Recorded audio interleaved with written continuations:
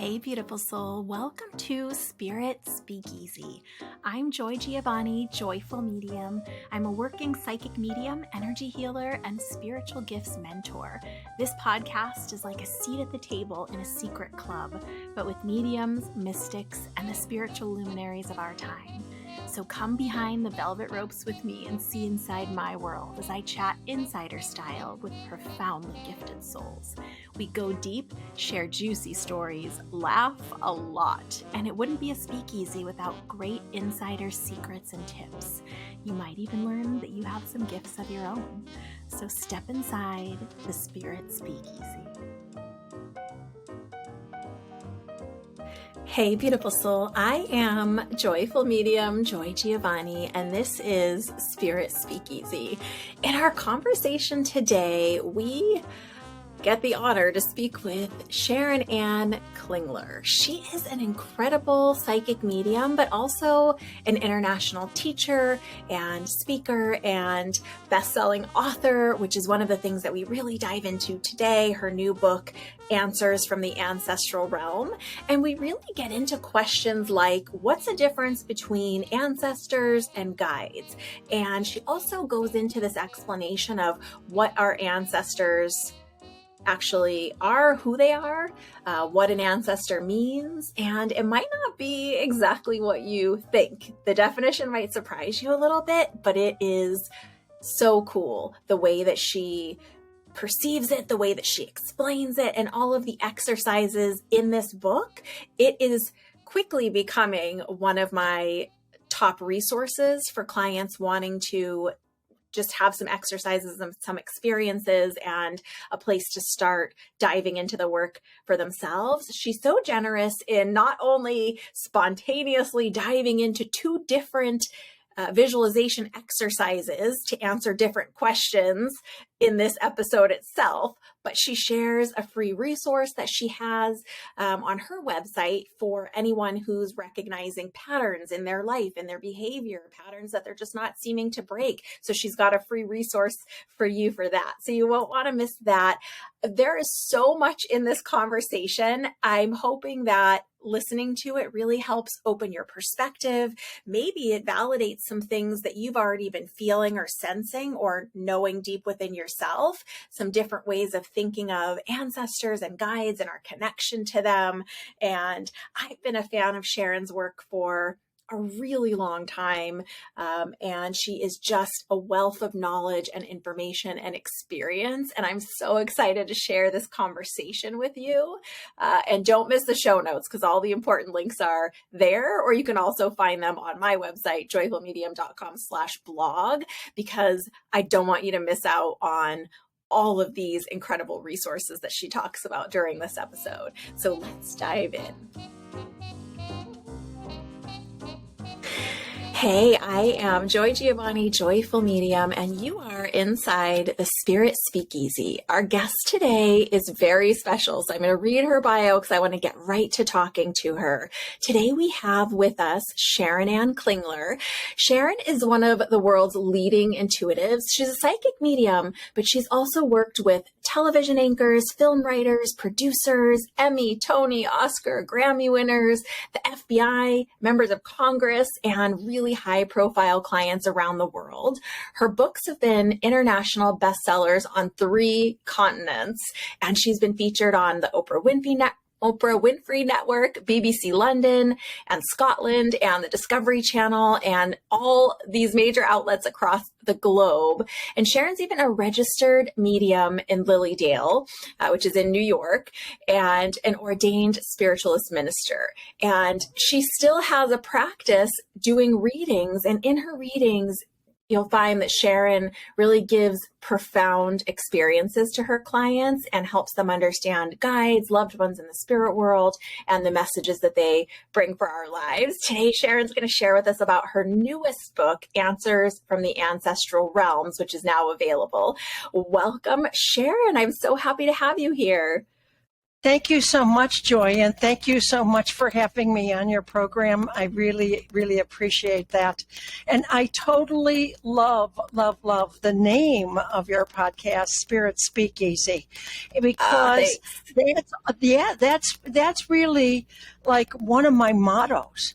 I mean, speaking easily to spirit is people don't understand. It's not some kind of jump through a million hoops, practice for a million years. What was it? I loved what the Dalai Lama said about enlightenment. Enlightenment takes a long time, unless it doesn't. It's because literally you can have enlightenment like this. Or you could just go through all of these machinations and traumas and dramas, or you can wake up, and that's the same with speaking to spirit. You could get it. You could get it, and you can get it now, and it's that easy. Or you can make it really hard for yourself, and you can doubt, and you can question, and you can throw blocks in your way, or you can just open yourself to your imaging side of the brain, and you can get it. And people really don't understand how easy it is, and that's really one of the important pieces that that motivated me to write this book. So, yes. I love that you have this philosophy, too, of making it so accessible. I shared with you right before we popped on that I've been a fan of your work for years. You, at one point, had a radio show with your sister, and I used to listen to you guys regularly. She's also an intuitive medium and happens to be your twin, which is so cool. And a lot of your work at that time, you were focusing on, not just mediumship, but also past lives. And I love how now you've moved it into talking about, the ancestral realms and how it really is available to everyone. You don't have to, of course, we want to pursue more training so that we can advance in our work, in our own development, in our own, whatever we want to express in the world as divine creators. But it's simple that anyone their first day can have access to this. Right, exactly. And that's actually, one of my most joyful things about this book is my niece gave it to a friend of hers who actually would never have even thought about talking to her family or that type of thing. And It wasn't even on her radar. And she told, after just reading the second chapter, she said, I didn't realize that they were here. I didn't realize how easy it was to talk to them. It opened up this world to me. I didn't know these people were here, and I didn't know that I actually had it inside me to do it. And on the other hand, I've had professional mediums call me who have been mediums for decades and say, Sharon, there's techniques in this book that I never knew about, that, never occurred to me, that take seconds and just flip me right into the spirit world. I mean, so I really, really am delighted to find that this is helping newbies as well as really old timers like me. So, well, you make a great point, because the truth is that there are all different ways to tap into the other side. It's not some faraway place.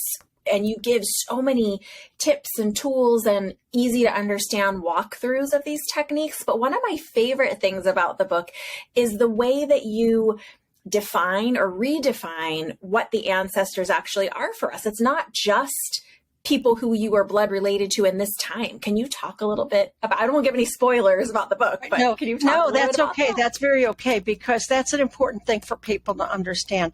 Most of the world thinks, and appropriately so, that their ancestors are their grandmas and great-grandfathers and that type of thing. And of course, those people are your ancestors. But the word ancestors means those who have gone before. So it's everybody who has gone before in various parts of our world. For instance, those who have gone before in government. Our founding fathers are the ancestors to those who are in Washington, D.C., trying to pull our government back together again now. Those are our ancestral governors, and those who gave us governance then are the ancestors to those who are giving us governance now. And financiers, those who are in the financial district, those who went before in finance, are their ancestors. For instance, the great financiers of the great magnates of, Rockefeller and Pierpont Morgan, and all of the great financiers from 100 years ago. They are the ancestors of the financiers now. And so all of us, can tune into, if we're a book writer, we can tune into the writers who have gone before. And we do. And even if we don't even intentionally do it. For instance, if you're writing a book and you're not even a medium and you're not calling out to spirit, your energies of writing a book go into your aura. And their aura goes out into the ethers. And that aura acts as a beacon. And other book writers, those who have gone before into spirit, say, oh, she's writing a book. And, oh, look, it's these colors and those colors. That's the kind of writing that I like, or that's the type of subject that I like. I'm going to go play. I'm going to go help. I'm going to go work.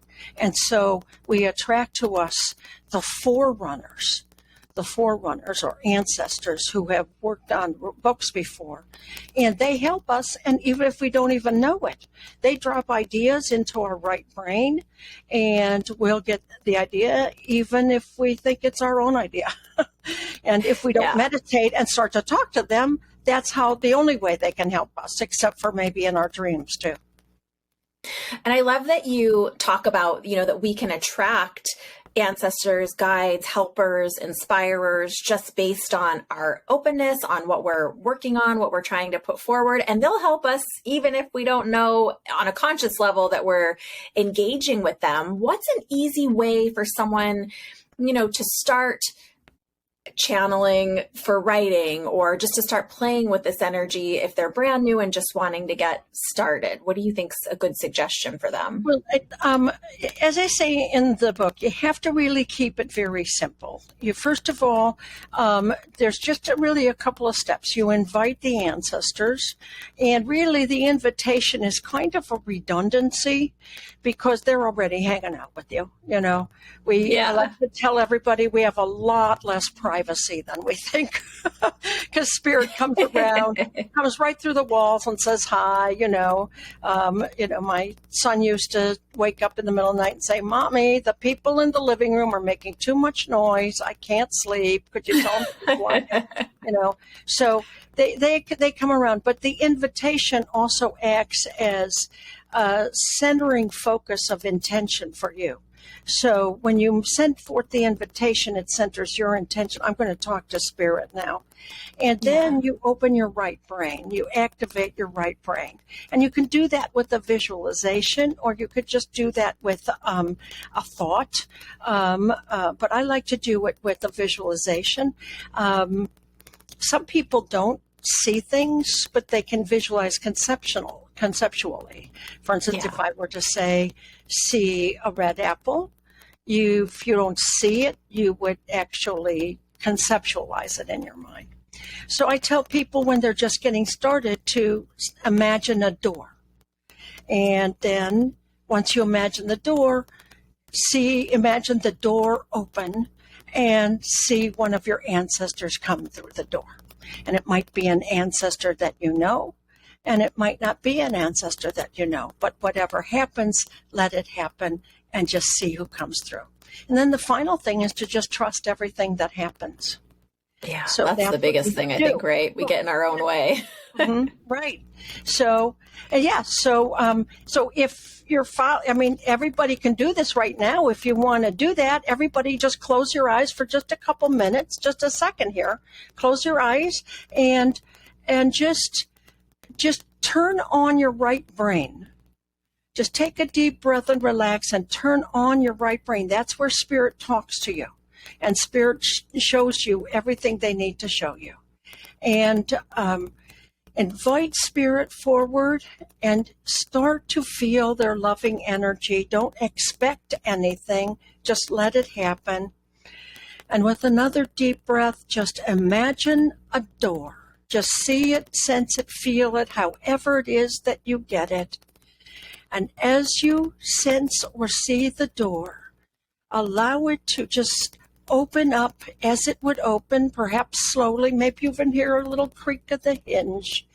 And as the door opens, one of your ancestors steps right through to you and steps right up to you and perhaps even embraces you. And let yourself see and sense and feel and know that ancestor, whoever that is, and trust exactly everything that you get. And let this ancestor, while this ancestor is with you right now, just give you an image or a word that acts as a message to you. It could be a symbol, could be a color, or just a word. And feel the embrace of love. And maybe you feel other ancestors coming through the door behind him or her. That's okay. You might feel a whole gathering of a whole bunch of ancestors. Let that happen. Let yourself feel all of the things that you feel with this ancestor or the other ancestors that gather around you. And if you get another image or word, let that happen too. Now take a deep, happy breath and say thank you to this ancestor, trusting everything that happened for you. Start to bring yourself back and open your eyes again. Wow, what a cool, simple exercise. That's amazing. Simple. It's that simple. But you know, the sad part is people don't let it be that simple. You know, they say, I'm only imagining it. I must be making it up. Because they don't realize that we have two parts of the brain, the left parietal lobe, which is where we do math, where we observe, where we judge and measure. Now, judging and measure is the ego's domain, okay? That's all ego self stuff. But the right brain is where we image. And that's where spirit drops their messages. And we don't understand that spirit's been working with us since we were babies. Yeah. Since we were babies. Spirit, there's probably been someone in our family who even died before we were born, who helped us get ready to be born, and have been walking behind us since we were in diapers. And that spirit has been dropping an answer to our questions before we even started the question, right into the right brain. And so this spirit and all our other spirits answer us by putting things into our right brain. And those messages come to us right through the right brain. And so, but because we've been using the right brain to pretend and to imagine, we think we're only imagining it. And so we think we're making it up or pretending. But we've got to stop that. We've got to stop undermining what we get. I wouldn't have a job if I did that. Neither would you. Actually, right? Exactly. Right? Well, and for those that don't know your work, you are a trained Jungian psychologist, so you really and a medium, of course. But I mean, on top of your mediumistic gifts that you've taught around the world, I mean, literally around the globe, several times over, you have this background also in psychology, so you're able to speak to, yes, that's right, exactly more of the scientific workings of the brains and how all of this makes perfect sense. I have a little bit of a strange question that I've just been pondering recently, kind of personally.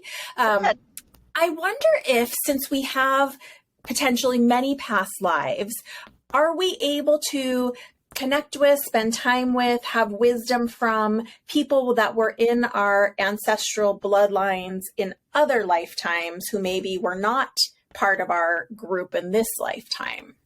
Yes, but I want to just pull back on the word bloodlines because it might not be biological. Our past interesting. Our past lives don't only run from biological. We don't reincarnate to the same biological line every single time we get reincarnate. So, but we certainly can meet our past life guides from this life and that life and the previous life to that, and from 1,000 years ago and from 5,000 years ago. I mean, the world's been around a long time. The human race has been a long time. We've had hundreds of past lives. So you have a lot of past life guides now. And of course, consequently, we have a lot of karmic lessons too, right? If we have a lot of past lives, we have a lot of karmic lessons. So, but we don't work on all of our karmic lessons in every life. I mean, that would be like going to college and taking every single class they offer, right? So, so true. Right? We go crazy. But we do certainly work on the ones that are the most significant and the ones that we have to that are the most compelling to us to really heal. And so the past life guides that are in spirit still, that are linked and connected to those karmic lessons that we want to heal, will certainly come forward and help us with those karmic lessons. Now, it is also true that some of the past life people, participants that were in those past lives may actually be present in this life. So we might be working on that with them now, and they were there. Okay. Right. So yes, so we could be working on with past life people in two different ways. Well, actually, in three. I love that layer to it. Well, go ahead. Yeah, because we're here. I love that layer too, because I know you've talked before, and I know a lot of us know that sometimes we're incarnating with some of the same souls, some of the same people in different relationships and different, we show up in different ways for each other in different lifetimes. So certainly, like you said, some of it may be people that have incarnated with you before, who are also incarnated with you now, and others may be people that you were incarnated with in that lifetime who can help to understand. I think what I hear you saying is to understand a lesson that we're working through in this lifetime, that maybe they have some information, some guidance, some assistance they can give us. So in that way, they could be really instrumental in us moving a little bit forward on our path. Very helpful, but it doesn't always have to be a lesson. For instance, there could be a grandmother from a past life who helped you with one of your children from a past life, and you're having that child again. And she could be bringing that child again this time. Okay. Wow. So it might not have anything to do with a lesson. It's not always hard work. God help us. I hope. Well, it's true. But so she might be bringing this child again, and this blessing forward. So there could be certainly a lover, a happy love relationship from a past life, who is wanting to help you find a lover and a happy love relationship in this life. So there's a lot of different types of overlays that we have from past lives to present. Yeah. It sounds like, as with most of this work, we're really only limited by our own creative thinking as to who we could engage with and for what topics. Right. Really, just whatever we can come up with as like, oh, let's try this. And one of my favorite things about your work, just all around, is this permission to explore, this permission to just try it. Just try it and see. Just have an experience and see what you understand from it. Yeah, cool. That's right. Because and we should also call our ancestors, our different types of ancestors, in the various places of our not just past lives, not just healing. Healing is a really big, important thing. Healing patterns, ancestral healing and karmic healing, those get mixed up a lot. And sometimes we might get a little bit confused with, is this ancestral healing? Is this karmic healing? And we don't want to get too confused with trying to name it. We just want to get healed. We just want to heal it, because we certainly could have some personal healing patterns that are also global healing patterns and ancestral healing patterns, So, but we do want to work on those healing things. But we also want to just call our ancestors for help in our daily lives, our financial decisions, our, geez, should I sell my house yet? Kind of things. Or, which job would be best for me? Because they're hanging out, and as you know, Spirit can see around the bend of time just a little better than we can. Yeah. It's not that you can't give a life reading. I can't even give a 10-year reading. Otherwise, there would be no free will.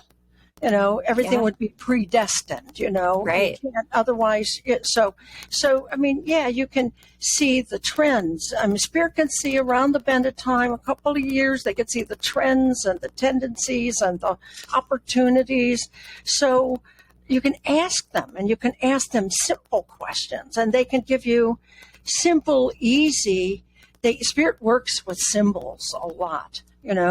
And so they can give you really simple and easy symbols to give you some answers. For instance, if you're asking about a relationship, we could do a quick little symbol for a relationship now. You want to try that? Yeah, I would love it. Let's do it. So everybody close your eyes and take a deep breath. And just relax as you take another deep breath, and just invite your spirit ancestors forward. They're hanging out already, because they always are, but they already were already. So, and just feel their loving embrace there with you. And all of your different ancestors, grandma and grandpa and the gang, but your work ancestors and your uncle who helped you pick out your new car, even though he was already dead, you didn't know it. But, but all of them, the whole gang is there. Okay. So now I want you to think about a relationship in your life. Okay. Now it could be a relationship that you're having with someone else, or it could be a relationship that you'd like information. No, take that back. Think about a relationship you're having with someone else, and it could be a relationship that you're having with your boss, or it could be a relationship you have with your mom or your dad or your sister, your brother,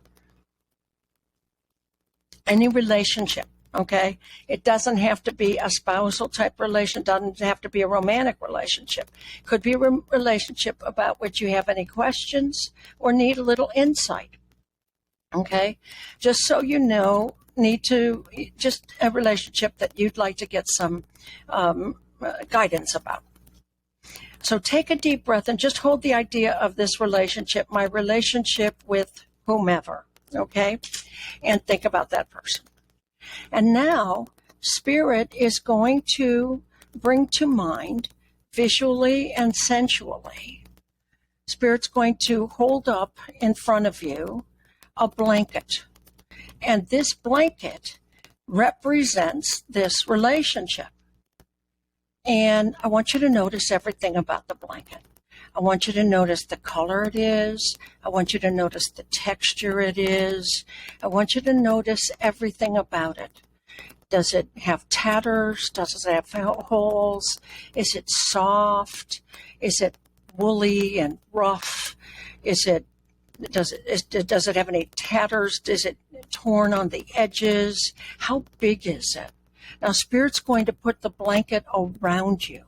This is the blanket of this relationship. How does this blanket wrap around you? Does it wrap all the way around you?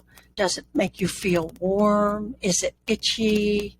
What colors do you feel with it? You've already seen the colors. How do the colors feel? How does the texture feel? Does it cover you enough to make you feel warm and safe and easy?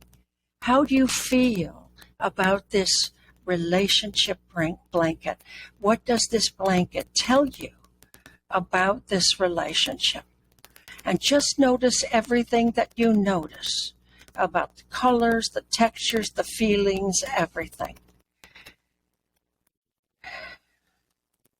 And let yourself take a nice deep breath. And thanking all of your ancestral guides and your spirit lovely guides. Take another deep breath. Let the blanket fall away from you and open your eyes as you're ready to come back. Well, did you get some insight about your relationship? I think I did. I actually chose my relationship with one of my kids. My kids are adults. And so, as you know, as a mom, our relationships shift with our children when they move into adulthood. And so it was very cool. One of the things I love about the way that you work these exercises with symbols is that it almost takes the pressure off, or the panic of, oh, now I'm supposed to see a color, because we all have some reference point for blanket. It's just whatever shows up. So it Right. almost takes that fear charge off of when you just tell someone, okay, you're going to do an intuitive exercise, there's this resistance or this panic. So I love the way that you do that. Yeah, because, well, you know, people fill their minds with expectations. And they're even, I'm sure that even some of the people who were listening or were saying, oh, I'm supposed to see a blanket. What kind of blanket am I supposed to see? Or, you know, that type of thing. But if you really let yourself go, you'll have the experience of the blanket, you know. But there's so many. I mean, my book is full of this, here are coins for investments and real estate signs and monopoly boards. I mean, there's so many different types of symbols that spirit can use, and they play with them, and they just fill them up and move them, and it's if we just give our right brains over to spirit and trust everything they do with them, we could, get a very full and complete message about absolutely anything. And then, we can also do, a lot of people say, well, what if I'm only creating the image that I want to create? And we can do something about that as well. And it's an old-time spiritualist. I'm a spiritualist reverend in Church of the Living Spirit in Lilydale, and it's called billets, and which is a French word, I think, that means ticket or paper, but I think it's ticket. And so what you can do to keep your own head out of your questions is, like, if you have like 3 or 4 or 5 different questions or different topics. So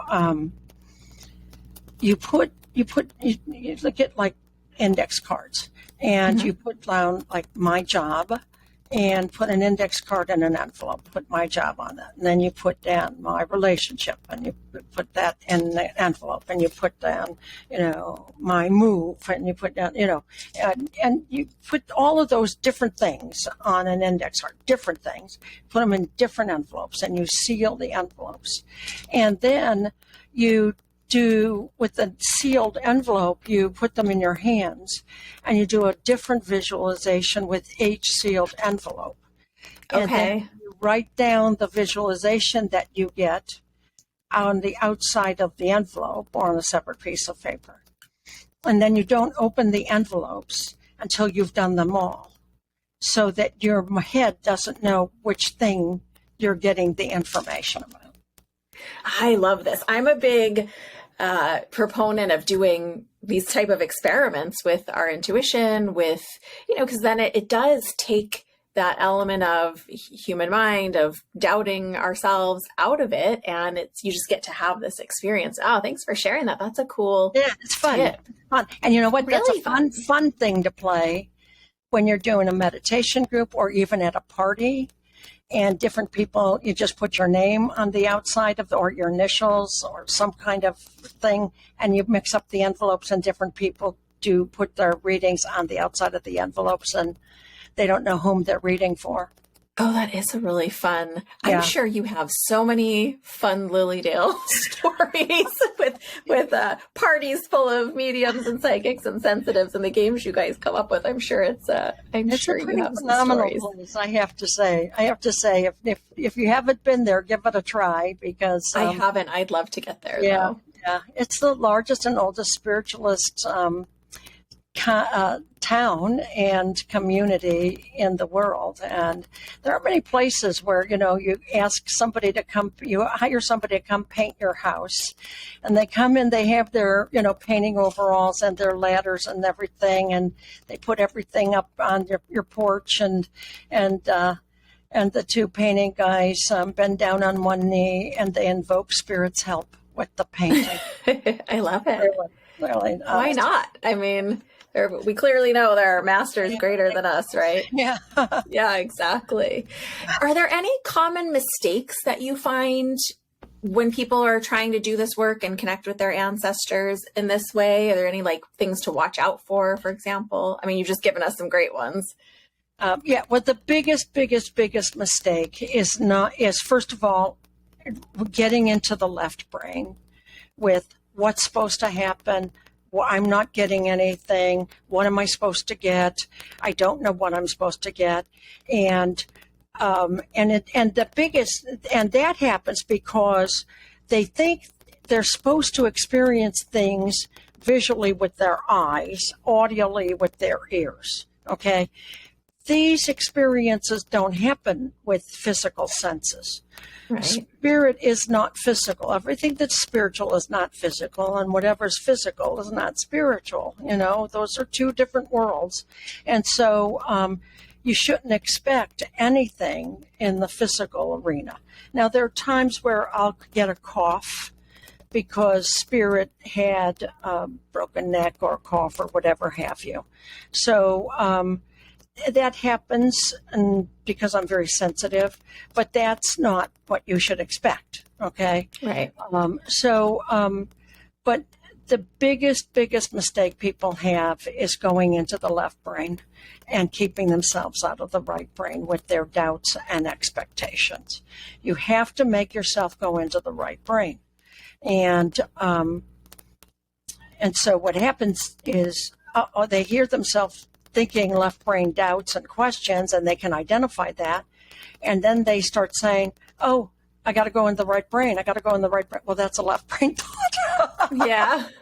So the only way you can go into the right brain is to activate it. And that's why I created the door image. But you can create any kind of image. Anything that activates the right brain will take you into the right brain. And then the next thing is trusting everything that you get. Not believing in what you get is the next biggest mistake. Actually, probably the first biggest mistake. Even professional mediums, will get something and then hold their tongue. Yeah. And hold their tongue. They'll hold their tongue because So I don't true. want to sound stupid. I don't know if this is right. I don't know if I should say this. Especially in public mediumship, when you're doing audience mediumship, which is a big thing in Lilydale, happens all day long. Mm-hmm. I have some friends that are there. Yeah. And you can't hold your tongue. You get it, you say it. You get it, you say it. So. Yeah. Well, and I think that's where there's something to be said about good training and understanding that discernment of, how to work with particularly sensitive information and how to interpret it and then say it in a way that's appropriate or that doesn't get, sometimes we know details and they don't all necessarily need to be stated to say what's happening. And there is a gentleness that needs to happen. You certainly have to have certain discernment, especially in public mediumship, certainly even public or private. I never predict death. And I'm not a doctor. I don't diagnose. Those types of things are not in my wheelhouse, so I don't do that. So. Yeah. But and certainly in public mediumship, you don't say, "Oh, is the guy sitting next to you your husband? You're getting a divorce." Don't say that type of stuff. But if someone is in a space where they're having experiences, they're doing meditations, visualizations like this, but they're having that bit of a hurdle where they just are not finding their ability to trust themselves, or they're receiving signs in the world and then doubting them. Do you have any guidance or any particular thing they can work on to kind of move through that place into a place of, okay, I'm just going to surrender and trust what I receive? I think they're actually, yes, they have to work. They have to, the first thing you have to do to work through it is to work through it. You have to move beyond and that's experience and go into the next receptive state and having it. But there are declarations. Actually, there's a number of different declarations in my book that are about declaring your absolute connection and feeling your absolute connection to your ancestral spirit guides. And when you have a sense of those declarations, when you work with those declarations, and those declarations in the book have a little process with each one so that you can feel the declarative power with each declaration, and then the process immediately follows so you can experience the power that you felt with the declaration. And so it's a process that you state it mentally, and it's more than an affirmation. In my book, Power Words, it was important to me to take affirmations to a higher level. Yeah. And that was to make declarations, to declare, to proclaim, not to just affirm. And so in this book, it's, you make declarations about your connection, your absolute connection, and then immediately following that is this tiny little immediate responsive connection to spirit, so that you can have that as a response to the declaration. So it's immediate responsiveness. So I think that's so great. And I'm so happy that you put that in the book, because I really feel like anymore, it seems there are so few resources like this for people that are searching and seeking to have like a trustworthy, almost like a guidebook of, if this, then try this, if this, then try this. And I love that you give people permission to understand that this is a process, a journey. It's not, the first time you try it, yes, you might have a profound experience, but also it might be incredibly subtle, which is probably much more likely, and be a process over time that you get to understand more about who's coming through that door, which ancestor it is, what the emotion is that they're trying to share. So I love that you really highlight the journey of it as well. Right. Yes. Well, when I said it can either take a long time or can be right now, and it can be right now. But then you have to practice it being right now. You have to practice it and practice it and practice. So the practice of it being right now does take a long time. So yeah, it is. That's the journey. Yeah. And it's great. I mean, because right now they are all around us at any time, just a thought away, just a heartbeat away. I'm also trained in the British and spiritualist tradition of mediumship. So I believe all of that. The spirit world's not a faraway place. And we do have access to all of our ancestors, just either through a visualization technique like you've given us, some incredible ones already in this conversation, plus all the delicious ones that are in the book. But, once someone doesn't need that visualization anymore, they can just move their awareness to who's joining them. I didn't ask you if I could talk about this, but I've heard you talk about it before, so I'm hoping it's okay. You've shared before that your second husband crossed over to the spirit world, and you have still a very active partnership. You guys were amazing partners in life, and then in this different relationship with him and the spirit side, you still are able to have this partnership experience. Would you mind sharing a little bit about how that is for you? Because I know several of our listeners have lost a significant person. Yes, it's really amazing to me, and so sad for me that so many people don't carry on their relationships after their loved ones die. Yeah. my second husband, Rudy, and actually just in the last year, my first husband, Michael, who was a really good friend to me and actually stood in my wedding, stood at my wedding to my second, yes, and was godfather to our son. My son. What an incredible soul. Yeah. And he's been coming in since he passed too. They both passed with cancer. And so he, Rudy, my second husband, it has been so helpful to me. When I have to do a workshop or when I have preparation to do, he was always there for me in the living. And it's really kind of funny because when I have to do that now, I can say, oh my gosh, Rudy, how am I going to get all this done? I have to get that done. And then I kind of ask for his help and I kind of get an organizational slots in my head. And I don't know how that happens. And even in the timeline, I think, well, where am I get the time for this? And I wake up in time, even though I set my clock for a little later so I could get more sleep. I wake up in time enough to do it. It's like, holy cow. Well, thanks, Rudy. Yeah. He's a dream. Thank you for sharing that too, because I do think people expect or assume, how we're talking about expectations can be dangerous. They expect to see an apparition of that person standing at their bedside saying it's time to wake up. And it's not like that. And I think if people understood, as you're describing the ways it can be, if people understood the subtleties and the softness of it, they would realize, oh no, this is already happening. This is already a real part of my experience. I just thought it was supposed to be something else. Right. Yes. No, they don't stand at the foot of your bed. They don't actually. Yes. No. And they don't touch your shoulder. Not typically. They just put the idea in your head and they put the help and the energy in your mind and in your heart. And once you start to have a relationship with them. Now, if you're meditating and you're doing a visualization, they'll give you the images like we've just been doing. And you can count on them that is they who are doing that. But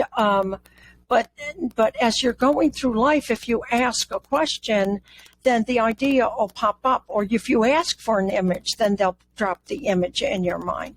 But yes, no, it's quite a different story.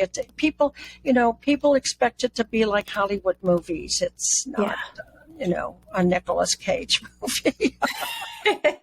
Yeah, definitely not. And I don't know that we think we would want it to be that way, but I don't know that we actually would. I don't think I'd like that very much at all. Now, I feel like there's some overlap in, I don't know, it's tough to put things in boxes, I think, which our human mind often wants to do for sorting. But I know that ancestors can guide us. And I know that guides can be ancestors, but is there, in your work, in your perspective, is there a clear delineation between ancestor versus guide, or is there a lot of overlap, gray area, or all of the above? To me, anybody who gives us guidance is a guide. Yeah. I mean, really, if they give us guidance, they're guides. They're guiding us, right? So I know a lot of people make distinctions between spirit guides and ancestors. And again, because they're thinking of ancestors as grandma and grandpa and that type of thing. Yeah.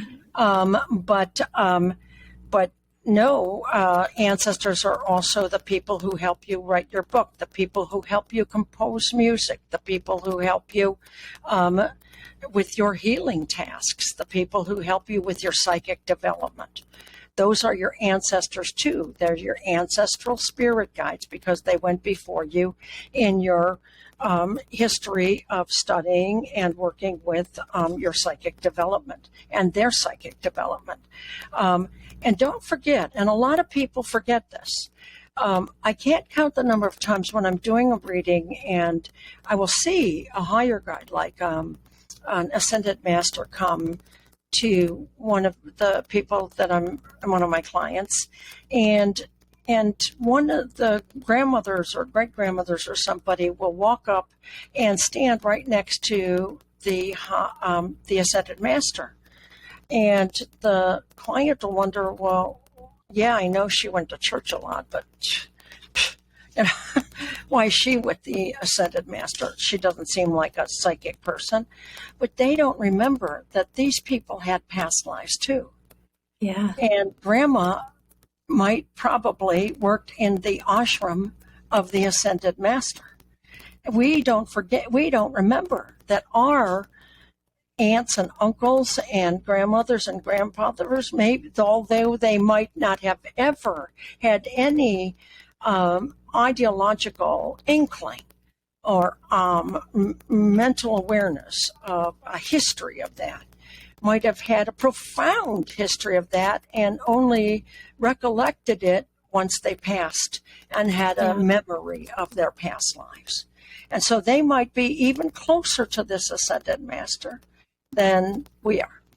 And so we should not be diminishing our biological ancestors by any measure whatsoever. So because they work with them as we do. And so they are our guides too. So even no matter what their past life history is.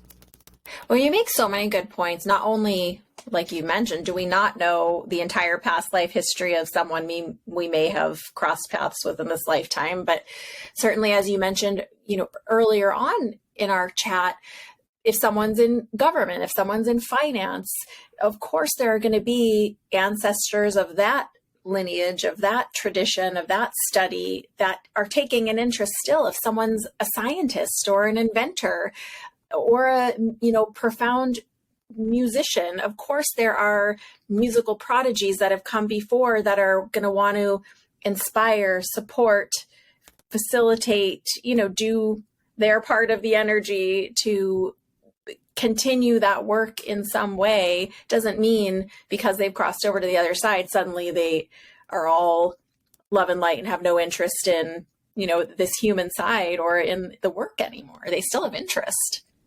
Absolutely. As a matter of fact, you would be surprised. The world would be so surprised at how frustrated those in spirit are. They try to talk to us.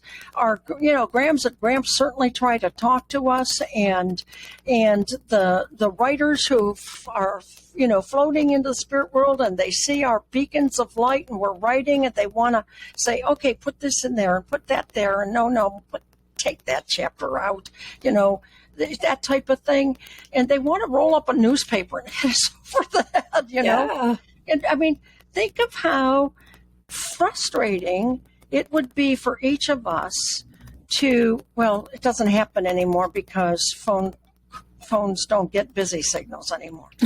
Imagine if you tried to call somebody and never got through, ever. That's what the spirit world experiences when they try to make a direct phone call to most of the physical world. Nobody's answering but the mediums. What percentage of the world is that? Yeah. Itty-bitty. Isn't it sad? So many people want to talk to their loved ones. So many writers want to talk to the writers. So many business people want to talk to the business people. So many quantum physicists want to talk to the quantum physicists. For sure. What the heck? Nothing's happening. They're throwing their arms up and saying, holy cow, when are they going to get it? That's what they're saying. And I just think they have such a different vantage point on the other side that they can see more clearly the interconnectedness here and what I often perceive as the ripple of our, every choice that we make now. How you were saying, a 10-year prediction is not necessarily possible because it's the potentials of what could happen based on choices we're making here and now that then open up potentially a new segment of our map, so to speak, right. That we, it's, it always reminds me of those, it's a little old fashioned, but those choose your own ending books where it's like, you're at the bridge. Do you want to go in the door or do you want to take the trolley? So that kind of is how it is for us, our choices that and it is for me. I know you've spoken on this extensively and taught on it. It is this connection between our free will and the part of our life that's not predetermined, and the things that we do perhaps agree beforehand that we're going to experience, but they don't have to necessarily show up in a certain kind of way. Do you know what I mean? Right, exactly. We do make contracts to meet certain people and perhaps even at certain times, but we do probably make contracts to try to work on, certain karmic lessons. But whether or not we meet those karmic lessons, whether or not we follow through with what we're supposed to be doing, that's all free will. That's all free will. And so, it's all based on, and this is the most important spirit relationship, and it's based on whether or not we find our own spirit and meet our own spirit and say, hey, this is an important voice to find, and this is an important voice to make real in the world, and let's do this. And I love that the underpinning of all of your work, like so many spiritualists and mediums and people in this work, is about the empowerment of the individual in this lifetime, in this here and now experience. And rather than it, of course, there are lots of amazing parts of this spiritual work, but really empowering people that, okay, now that you know that you are interconnected and that you can talk to everyone, what are you now empowered to do to live your best life right now, or the life you would choose to live right now? I love that that's such a part of why we're even talking to the ancestors, right? Right. Yeah, but a lot of people have a lot of healing to do. We really get stuck in our patterns, like I said before, karmic healing and ancestral healing have a big overlap. As a matter of fact, I have a new workbook, The Connection of Karmic and Ancestral Healing. It's actually free on my website, SharonKlingler.com. So if you go to my website, it's on my homepage. It's on my homepage, SharonKlingler.com. It's got a lot of new processes and journaling work that you can do to try to get out of the patterns. We live and relive our patterns in our mind, and we hold ourselves back, and we have to break out of those self-made prisons, But we can do that. We can do that with the right work, and we can do that with the help of our ancestors. And so we can invoke the help of our ancestors with that. So if you go to SharonKlingler.com on my homepage, you'll find out how to get that free workbook, The Connection of Karmic and Ancestral Healing. Oh, that's so exciting. I will definitely link it in the show notes, and everywhere that you find this, you'll be able to find the links. It's so timely, and it's such necessary work for us to be doing that introspection so we can recognize that light within and do the healing that we need to do. I wish we had more time to dive into it, but I love that you brought this up, because for anyone, which I believe is everyone, who can identify any patterns of behavior, patterns of thought, patterns of, you seem to keep recreating similar relationships and you don't understand why, Sharon has a free tool for us. It's going to help us start diving in, which is so generous that you're willing to share that. So thank you so much for that resource. For sure. Are you up for a bit of a change of gears? I have these 4 questions, a spirit speed round, and I would love to hear your off-the-cuff answers to them. Okay. Up for that? Sure. Okay, exciting. Okay, so question 1. Share one thing that really shocked you or was unexpected about your personal spiritual gifts as a medium or as a psychic, whatever you like. Something that was kind of shocking or unexpected about your own gifts. How bold I was when I finally learned how to do it.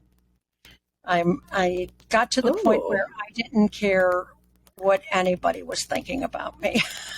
I really. Wow. Is that different from who you were before? I'm going to say. And that's really actually when I had the breakthrough. That's what I needed, actually, to have the breakthrough of trusting everything. Wow. So I love that. That's a great answer. And was my breakthrough at the same time. It's pretty incredible. Mm-hmm. Okay, question 2. If you got to spend a whole day in the spirit world, you got the full tour, got to spend time with all of your ancestors, plus everyone who you have ever known that you want to spend time with, and it's almost time for you to return to your life here, and your guide tells you you have 1 hour left and you can spend it with anyone who's on the other side that you want. Who do you choose and why? It would have to be 2. It would be Jesus and Buddha. And actually I would choose them both for the same reason. Because before I would want to come back, I would want to try to absorb, suck up as much of their peace and compassion and wisdom and compassionate love as I could possibly get before I had to come back here. Wow, that's a beautiful answer. I love it. Okay, this one's a little different pace. Even though we have these spiritual gifts, we have very human lives. What is one quirky thing about you that people might be surprised to learn? I'm obsessive compulsive. Everything pretty much has to be in its place, although it doesn't seem like that now. I've been too busy to put things in its place. And I buy a lot of bed clothes, bed linens, and rugs. That's the one thing I spend a lot of money on. I love it. It's interesting the things that we're drawn to, too. That's kind of a cool, quirky thing. So you always have cozy bedding, is what it sounds like over there. If you would leave us with one pearl of wisdom, what's one piece of advice that you wish that you had had early on in your understanding of your gifts?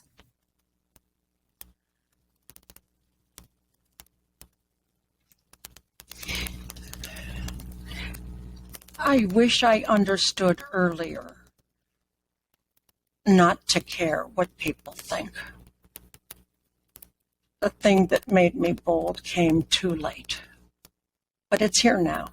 But I wish I'd gotten that earlier. Don't care what people think. It puts you into your left brain. It puts you into your judgment of yourself. Stop judging yourself. Stop caring what people think. That doesn't mean stop caring about people. It means stop caring about judgment. Wow, that is a pearl of wisdom. That's some great advice. And I think the earlier that anyone could take that on board, the better for their journey. Well, thank you so much for being with us today, for so generously sharing your wisdom and your light. It has been a delight to talk to you. And of course, we can find your newest book, which we've just been talking about, The Answers from the Ancestral Realms, is available. And I'm going to put that link. You can find it at SharonKlingler.com. There's a link there. And you can also find it at StarbringerAssociates.com. But we'll put the links in the show notes. I did want to really quickly say we're giving 500 bonus gifts away if you get that. Yes, if you go to ancestralrealmsbook.com, ancestralrealmsbook.com, that special website, we're giving away $500 worth of audio meditations and workshops. And yeah, if you go to audiorealmsbook.com, and you can get the book and get that extra bonus gifts. Wow, that's amazing. And don't worry, we'll have the link in the show notes. So if you are driving and didn't get to jot that down, just check out the show notes and I'll have all of those links. Don't miss those gifts because like I mentioned at the top, Sharon has been doing this work and sharing it globally for a really long time at this point. So don't miss those treats. And this book is just a wealth of information and an incredible resource. So thank you for taking the time to put it into the world and taking the time to have this conversation with us today. Thanks for being here, Sharon. Thank you, Joy. Thanks for sharing your light. What an incredible conversation with Sharon Anne Klingler. I am still processing everything that we talked about. I got to ask some really specific questions, which I was excited about. And like I said, I'm still kind of processing the information. Those exercises, I didn't expect her to spontaneously spring into 2 visualization exercises with us. So how cool. If you haven't had a chance to get the book already, I would highly encourage you to, because it's just an incredible resource tool, gives lots of examples and exercises and tips and tricks. So of course, that link will be in the show notes as well as on my website, joyfulmedium.com/blog. You can find the full video, the full transcript, plus all the links. You want to check out this book, Answers from the Ancestral Realm, and don't miss those free bonuses. Don't sleep on all of these free offerings that come along with this book, all of the teachings and meditations and lessons that she's sharing just as free gifts alone. Plus, I'll put a link to her website where she was talking about the process to break through patterns or to understand our patterns, to heal patterns, right on the homepage of her website. So I'll put the link to SharonKlingler.com, because you're going to want to get that resource. Thank you for being here with me today. My mind is a little bit blown because I've been following Sharon's work for many years now. We have several friends in common as well. So I hope you really enjoyed this conversation. What a treat. Such an incredible way to set ourselves up for the rest of this year. Thanks for being here with me inside the Spirit Speakeasy. I hope that you enjoyed this. Let me know your experience with the book or with these exercises that she gave us during this talk. I'm so curious to hear your experiences and anything that you got or learned from this episode. So leave it in the comments or join me in the Joy Soul Spot Facebook group and let me know. Thanks for being here. Big hugs. Bye for now.